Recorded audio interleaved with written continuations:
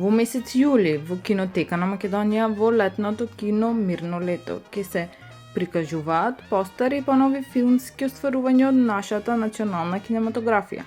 Почетокот на месецот е посветен на постарите наслови и средината на современите домашни остварувања и филмови од фестивалот Сиднедејс, а крајот на јули на филмови за земјотресот.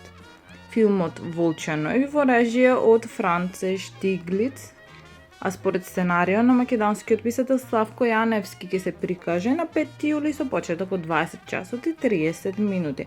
Како што информираат од кинотека, ова филмско остварување е вториот гран филм во историјата на седмата одметност кај нас. Наредниот ден, исто така во 20 часот и 30 минути, ќе биде прикажан и Црно семе од Кирил Ценевски.